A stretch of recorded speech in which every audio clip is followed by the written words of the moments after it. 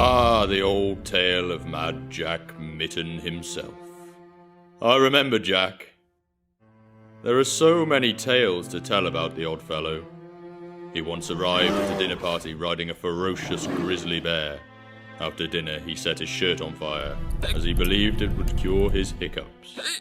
The next morning, he was spotted hunting in the woods, completely naked. This tale, however, is my personal favourite. The story of how Mad Jack Mytton came to be mad. When his first wife passed, it tore him apart. He mourned for many a month, a sea of bottles slowly rising around him. But then, a knock came to his door.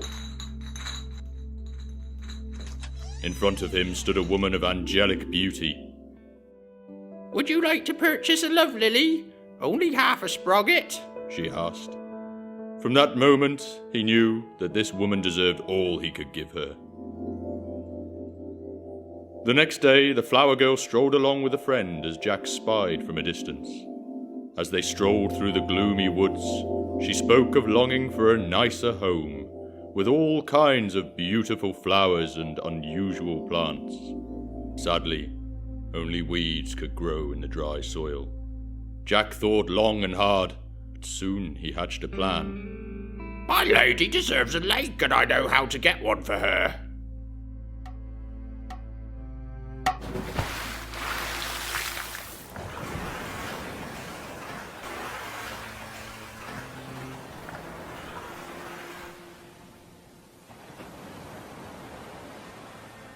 Now beautiful and unusual plants and animals began to appear throughout the area.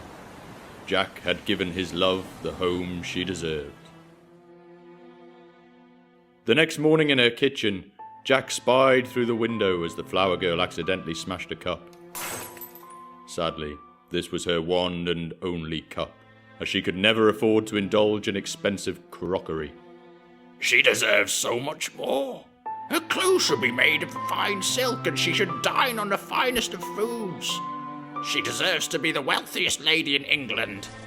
I will find her a new cup, a cup that will change her life. The Holy Grail." He travelled far and wide, to hell and back, until he finally found the Grail in the grand Whittington Castle.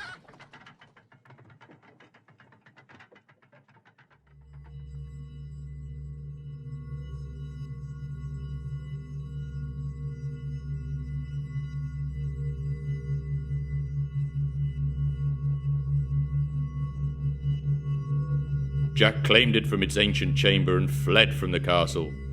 She deserved only the finest of riches, and Jack had succeeded. She would never want for anything again. The next day, the flower girl was looking at beautiful clothes.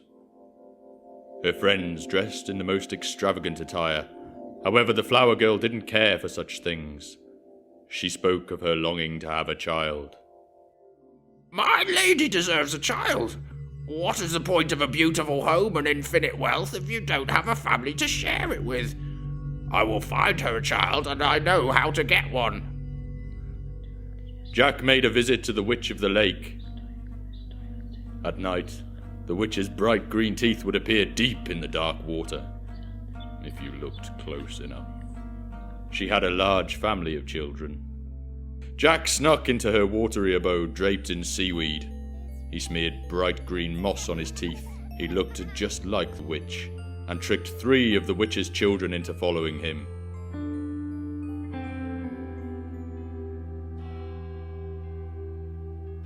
All 3 tasks completed, Jack marched to the church to present his gifts to his love.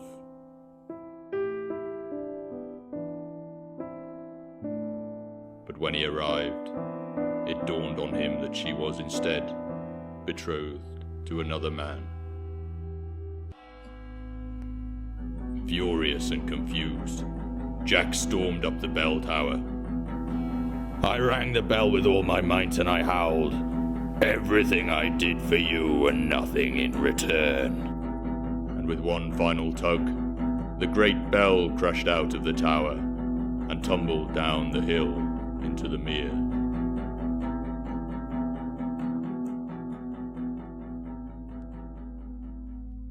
And there was the story of how Mad Jack earned his mad name. I can't help but feel sorry for the fellow. It must be a hard life, being truly mad.